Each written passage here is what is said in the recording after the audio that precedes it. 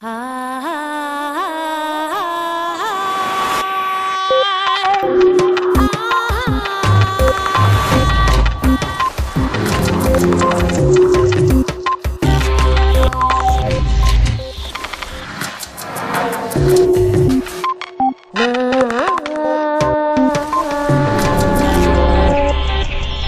cabe duda de que la realidad es distinta de cómo la vemos. Kia Nobre.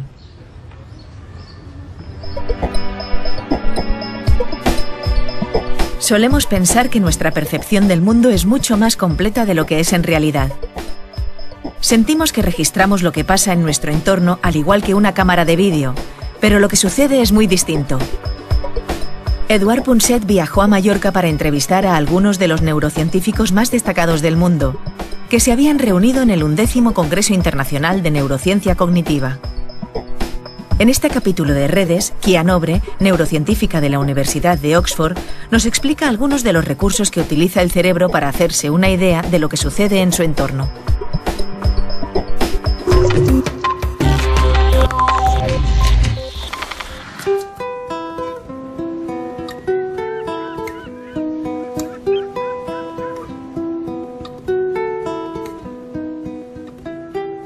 Kia Nobre es una neuróloga científica que empezó su vida en Brasil y ahora está en Londres después de haber estado en Estados Unidos, pero en todas partes donde yo he ido habían oído hablar de Kia y habían oído hablar de ella porque es una de las pocas científicas que dedica prácticamente todo su tiempo a analizar y a medir, no solo a analizar, y a pensar sobre ello, sino a medir, a intentar medir el funcionamiento del cerebro. Y por eso, Kia, y me corriges si me equivoco,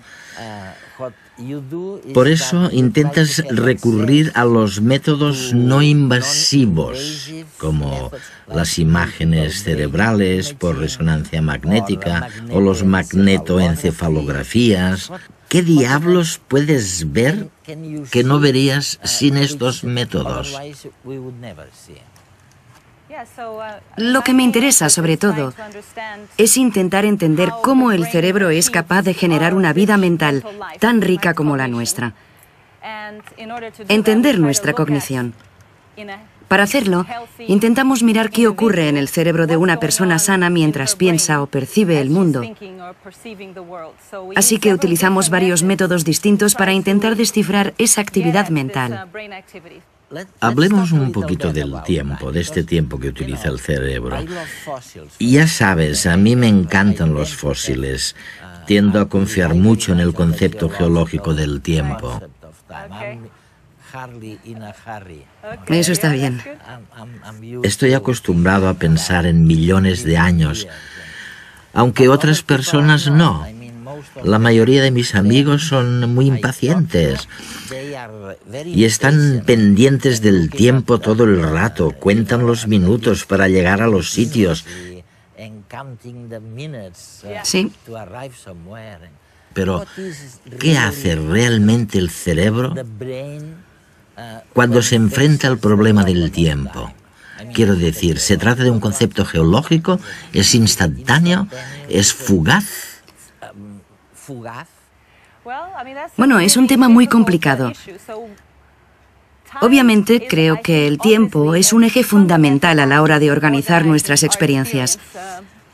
Quizás como personas no podamos recurrir tanto a las eras geológicas. Sí. Pero sabemos muy poco sobre cómo está representado el tiempo en el cerebro. Diría que no sabemos prácticamente nada. El marco temporal que yo estudio es en realidad la temporización del pensamiento, cosas como organizar la percepción y las acciones. Esas cosas suceden más rápidamente que una mirada al reloj, en una escala de cientos de milisegundos, en menos de un segundo. Ese campo de estudio en el que intentamos entender la temporización del pensamiento es muy prolífico en estos momentos. Pero no tenemos todavía una noción generalmente aceptada de cómo está representada dicha temporización en el cerebro. Y sin embargo, Sin embargo, creo que lo que estás diciendo es que la concepción que nuestro cerebro tiene del tiempo, si es que existe algo así, gestiona la forma que tenemos de percibir, de comprender, de comunicar, de hablar. ¿Es así esto? Sí, es muy importante. Como he comentado, creo que la concepción del tiempo es un eje fundamental a la hora de ayudarnos a organizar y ordenar nuestros pensamientos y nuestro comportamiento. Nuestro cerebro no es simplemente un receptáculo que almacena cosas y ordena toda la información que le llega, sino que no cesa de hacer predicciones, proyecciones, y lo hace al dar expectativas de lo que es importante para nosotros, como la identidad, el lugar donde se cumplirán, pero también la temporización.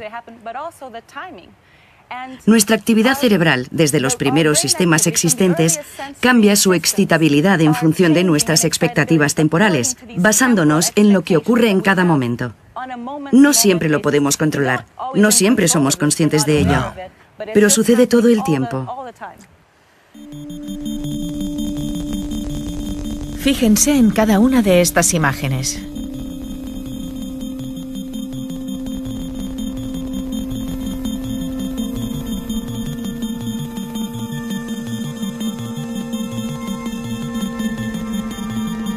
¿Ha estado la imagen de la flor el mismo tiempo que las otras en pantalla? Veámoslo de nuevo.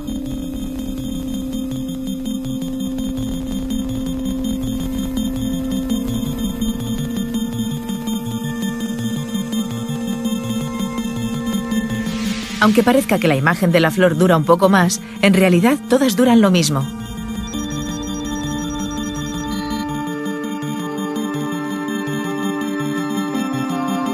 Al cerebro le gusta la variedad, y cuando hacemos que aparezca la imagen de la flor entre la monotonía de las tazas de café, el cerebro fija su atención sobre el objeto nuevo, haciendo que lo percibamos como si hubiera permanecido más tiempo en la pantalla, aunque no sea cierto. El ritmo de las cosas que suceden en su entorno permiten al cerebro valorar el paso del tiempo. Pero esta percepción no es inmutable. En nuestra mente, el tiempo puede parecernos más lento o más rápido según la cantidad de estímulos, lo novedosos que sean y la atención que les prestemos. Todo ello hace variar nuestro recuerdo sobre el paso del tiempo. Por ejemplo, cuando vivimos una situación peligrosa, el tiempo parece alargarse y tenemos esa sensación de que todo pasa frente a nosotros a cámara lenta. En esta situación, nuestro cerebro registra todos los nuevos sucesos que están teniendo lugar segundo a segundo. Y como registra más información de lo que sería habitual para ese tiempo dado, tenemos la sensación de que el tiempo se expande. La atención a ciertos detalles también explica que el cerebro tenga problemas a la hora de valorar el transcurso del tiempo durante periodos prolongados. Imaginemos a una persona viviendo en una cueva sin poder percibir la diferencia entre el día y la noche. En esta situación, el cerebro carece de estímulos y tiende a condensar el tiempo y a creer que ha estado menos días encerrado de los reales. Lo que los investigadores proponen es que cuando un suceso se repite, el cerebro invierte menos en inspeccionarlo y la repetición acostumbra a este, que da por sentado lo que va a ocurrir luego. Mientras que cuando algo nuevo acontece, el cerebro no tiene cómo predecir qué pasará y se disparan las señales de alarma para que se ponga en actividad y aprenda de la situación.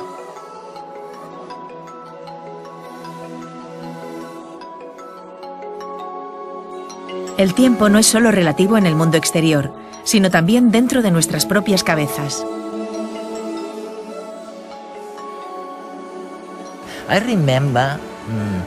Una vez, mientras reflexionaba sobre la parte útil del tiempo, me acordé de Eagleman, con quien has trabajado, lo sé.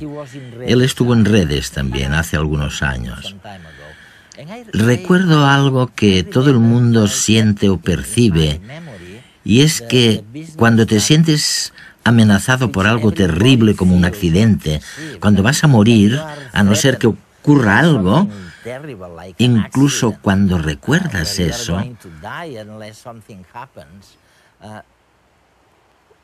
Incluso cuando te acuerdas de este tiempo, resulta que el tiempo va mucho más despacio. ¿Qué puedes contarme al respecto? ¿Cómo es posible? Bueno, que creo que David Eagleman es la persona que ha realizado los estudios más divertidos y disparatados sobre el puenting. No sé si te lo ha comentado, este tipo de cosas. Es cierto que cuando centramos nuestra atención en algo, cuando nos sucede algo amenazador y nos sentimos motivados para buscar qué ha pasado, estas cosas cambian nuestra percepción del tiempo. Hay muchas otras ilusiones temporales a las que nos enfrentamos constantemente. Las damos por sentadas y no nos damos demasiada cuenta, pero si, por ejemplo, nos fijamos en la esfera de un reloj que se mueve, parece que el reloj se ha detenido un instante y que luego se vuelve a poner en marcha. Está relacionado con el hecho de centrar la atención en el tiempo que se retrasa, en el tiempo que se ralentiza. Y hay muchos casos. Creemos que el tiempo es algo lineal y predecible, pero es algo que moldea nuestras experiencias y el estado en el que nos encontramos como organismos. Es fantástico porque lo que sugieres es que en verdad estamos haciendo predicciones todo el tiempo. Sí. Que el cerebro manifiesta sus propias ideas sobre lo que está ocurriendo fuera. Sí. Y al mismo tiempo, esta proyección se combina con elementos o con informaciones que el cerebro recibe desde el exterior. Sí, sí, así es. Así que todo es muy tenue, muy impreciso, ¿no? Bueno, depende de para qué creas que sirve la percepción. Si piensas en ello como en una forma de obtener una visión fotográfica o cinematográfica del mundo, entonces la verdad es que lo hace fatal. Creemos que tenemos una buena película, pero si la detenemos y ocultamos algunas partes de la escena y preguntamos ¿qué había aquí y allí?, la gente no tendrá ni idea. En general, como mucho, vemos dos cosas en un momento dado.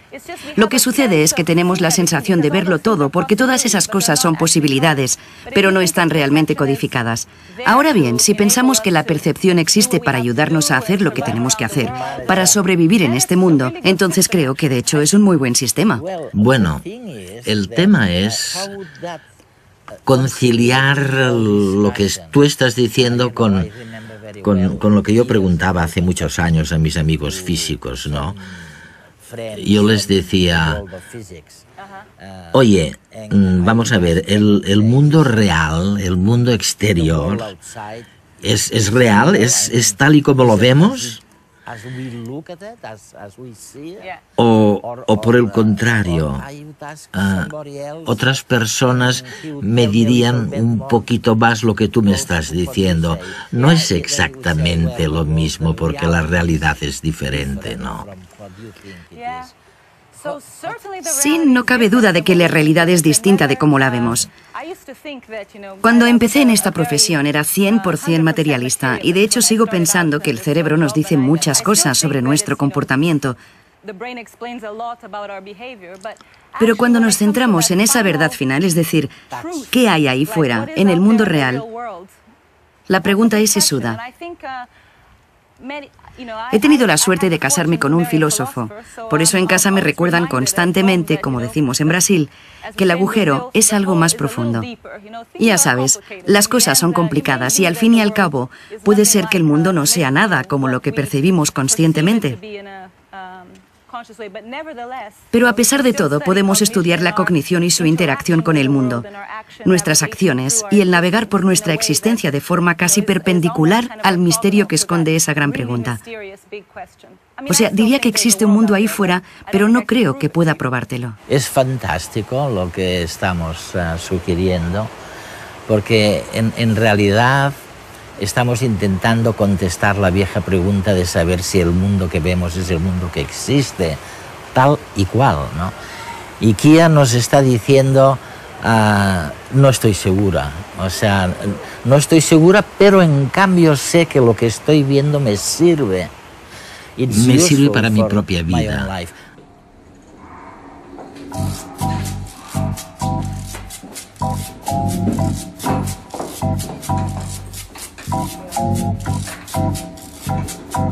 Nuestra idea sobre el funcionamiento del cerebro ha variado. Desde considerarlo un espejo donde el mundo exterior se refleja cada instante, a verlo como el creador de la realidad, adelantándose a lo que pasa alrededor. ¿Qué pasa? Por ejemplo, Carlos no puede evitar lanzar hipótesis y proyectarse en el futuro. ¿Se caerá el ascensor? ¿Llegaré a tiempo a la cita? El cerebro está constantemente adelantándose a lo que está ocurriendo. Hola. Hola. Por su parte, Marta se ha arreglado y ha preparado la cena.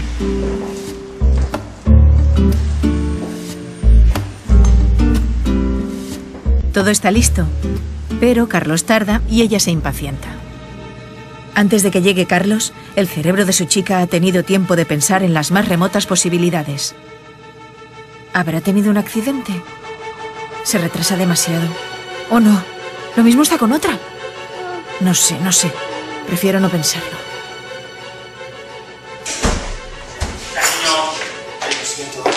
Pero lo ha pensado. ¿Dónde habías metido?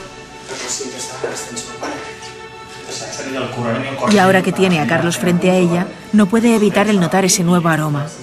¿Cómo parece más desaliñado y nervioso que de costumbre? ¿Y esos cabellos en su camisa? Ya no le quedan dudas. Carlos ha estado con otra. ¿Cenamos? Nuestra atención es selectiva y amplifica o filtra la información que le llega del mundo exterior conforme a nuestros propios propósitos y deseos, creando hipótesis del mundo que, junto a las memorias que retenemos en nuestro interior, guían y manipulan la información sensorial para crear nuestra realidad particular. La percepción de la realidad es una construcción de la mente. La eterna pregunta sigue aún sin respuesta. ¿Conocemos la realidad o solamente pensamos en ella? Nuestra mente es el umbral entre el mundo físico y nuestro particular mundo de pensamientos. ¿Ha habido algún cambio? Quiero decir, un cambio real entre el mundo al que estaban acostumbrados nuestros abuelos, que supuestamente era un mundo con muy pocos objetos y poca atención, al mundo de hoy, al mundo digital, culpable de que reprochemos a nuestros estudiantes que no se concentran suficientemente porque reciben tantos estímulos que son incapaces de asimilarlos? Quiero decir, ese mundo era menos vacío que el mundo actual. Creo que el mundo ha cambiado. Hay algunos estudios de colegas míos de distintos países que ponen de manifiesto que aun cuando el mundo es un lugar cada vez más ajetreado y caótico, los niños, al jugar a los videojuegos y consolas, también se concentran mejor. Así que no creo que debamos disculparlos diciendo, es que mis estudiantes, los jóvenes, reciben demasiada información, porque pienso que la formación que reciben les proporciona mejores herramientas para gestionarla. Recuerdo siempre la camiseta de un pedagogo amigo americano que decía, decía, mamá, no es que tenga un déficit de atención, es que no me interesa. Sí, exactamente, creo que tiene mucho que ver con eso. No me interesa lo que estás diciendo. Claro. Creo que las cosas han cambiado, pero quizás lo veo así por mi edad, porque estoy en esa etapa de la vida en la que a uno le empiezan a molestar los cambios. Me parece que la gente evita pensar mucho, pensar en silencio. Leer algo de principio a fin. Huyen del mundo real. Creo que sí, no lo sé, quizás a la gente le da miedo pensar, le da miedo reflexionar sobre los grandes misterios de la vida. Espero que no. Bueno, los amigos de tu marido, los filósofos, la gente del mundo educativo, hablan justamente del éxodo de la realidad. ¿Sí? Dicen que la gente se aleja de la realidad porque lo cierto es que resulta muy aburrida. Me temo que se trata más de un éxodo de la mente que de una huida de la realidad. No me preocupa demasiado la realidad en ese sentido. Pienso que la gente debería volver a prestar atención a su mente y quizás a otras partes también. ¿Cómo se puede vivir sin reflexionar sobre esos grandes misterios de nuestro tiempo? No entiendo cómo a la gente ya no le interesan esas cosas. Yo no puedo estar ni un día sin pensar cosas como, ¿por qué pienso? ¿Por qué? ¿Qué estoy viviendo? ¿Por qué me siento así? ¿Cómo empezó el universo? Son preguntas divertidas. No sabemos qué nos va a ocurrir, así que quizás vale la pena maravillarse ante esos increíbles misterios, ¿no? Siempre he pensado que infravaloramos el grado en el que las emociones o el impacto de una situación especial pueden influir en el tiempo e influir en la memoria a largo plazo. Quiero decir, ¿solo guardas en la memoria aquello que fue importante, destacable, algo importante? O destacable, memorable. Es cierto, es la otra cara. Igual que decíamos que la percepción no es una película, tampoco la memoria es un archivo cinematográfico. Quiero decir que la memoria es un conjunto de cosas que tú elegiste del entorno porque en su día te resultaron interesantes o útiles. Nuestra experiencia es ese círculo entre percepción, acción, memoria, guiar la percepción, realizar una acción y guardar un recuerdo. Es un círculo de influencias mutuas y los recuerdos cambian constantemente nuestra forma de percibir el mundo. Después, solo elegimos aquella parte del mundo que nos resulta relevante, la conservamos en la memoria y esto cambia nuestra forma de percibir el mundo y se supone que se repite en este, esperemos, círculo virtuoso y no vicioso. ¿Y qué es lo que nos lleva a elegir un recuerdo en particular y no otro? ¿Cómo funciona? ¿Cuál es el papel? Creo que tú lo llamas atención selectiva. Sí. Creo que es una interacción entre varios aspectos. Posiblemente uno tenga que ver con nuestro aprendizaje. Por un lado, cuando estamos en una situación en la que nos hemos planteado un objetivo o una tarea, nuestro cerebro prepara todo lo que es relevante para el desempeño de dicha tarea. De modo que ahí fuera aparecerá todo lo que tenga que ver con esta y tendrá ventaja. Llamamos a esto enfoque de arriba abajo, es decir, nuestra voluntad se proyecta sobre la tarea y sobre nuestra percepción. Por otro lado, es obvio que la evolución también es otro largo proceso de aprendizaje que llevamos codificado. La sensibilidad ante cosas que potencialmente pueden resultarnos relevantes. Señales que hay ahí fuera, por ejemplo, cualquier cosa muy ruidosa, brillante, que se mueva deprisa hacia nosotros. Todo eso lo procesamos inmediatamente.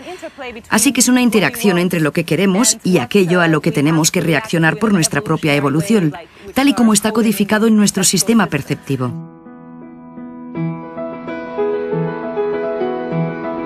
Hay psicólogos y neurólogos convencidos de que el cerebro es una chapuza, mientras que otros piensan que efectivamente es la máquina más asombrosa del universo. ¿Y dónde está la verdad?, se preguntarán ustedes. ¿En medio? Sorprende pensar que el cerebro, un subproducto terco de la evolución, está al mando de la nave y que tiene todo el poder de decisión tanto en lo que se refiere a la gestión de procesos automatizados como la respiración, como de procesos discrecionales y conscientes como cambiar de entorno o de pareja. A juzgar por nuestra historia evolutiva, diríamos que el cerebro, es un buen director, pero no nos engañemos. Estamos demasiado convencidos de que la percepción que tenemos del mundo exterior es siempre la correcta. Creemos a pies juntillas en lo que estamos viendo. Y la verdad es que no hay nada más incierto. No podemos fiarnos de la imagen que el cerebro nos brinda de la realidad. La paradoja está en que sí podemos fiarnos, en cambio, de la intuición.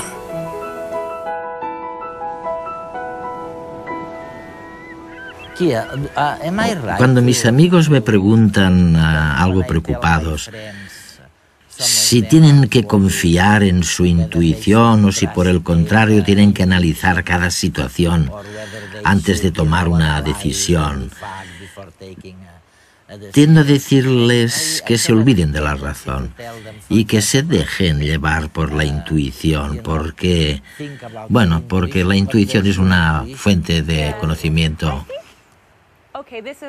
Creo que sí, no te voy a contestar con una respuesta contrastada, pero pienso que nuestra intuición es el resultado del largo proceso de aprendizaje de nuestra adaptación. Y probablemente sea más útil que el pensamiento formal. Pero por supuesto creo que en algunos casos el pensamiento formal también ayuda. En algunas situaciones, por ejemplo, si te preocupa tener que resolver un examen de lógica, seguramente tendrás que aplicar un pensamiento racional. No obstante, creo que en la mayoría de los casos estamos inconscientemente muy bien preparados para enfrentarnos y reaccionar ante las distintas opciones y oportunidades, porque tenemos un conjunto de recuerdos que nos permiten optimizar nuestro comportamiento en cada momento. La verdad es que no sabíamos nada sobre el cerebro hasta hace muy poco, hasta hace muy pocos años. Y ahora de repente tenemos la sensación de que estamos descubriendo un mundo nuevo, ¿sabes? De que estamos recibiendo algunas pistas que quizás nos digan por qué somos como somos. ¿Es así como lo ves? Sí, creo que es un auténtico privilegio vivir en una época en la que las tecnologías nos permiten analizar esos principios, desde el cerebro hasta el comportamiento. No creo que sepamos tanto como a veces nos quieren hacer creer en los medios de comunicación o los periódicos. A veces pensamos, aquí está el centro del cerebro o allí. Algunos, como yo misma, pensamos que el cerebro no funciona así en absoluto, sino que creemos que el sistema es mucho más dinámico, por lo que creo que todavía tenemos mucho que aprender.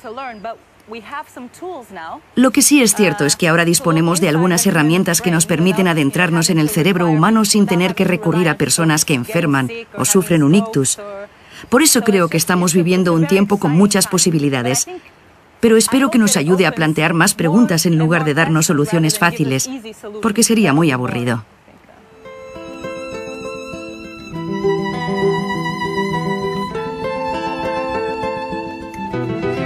El tiempo es un eje fundamental a la hora de organizar nuestras experiencias.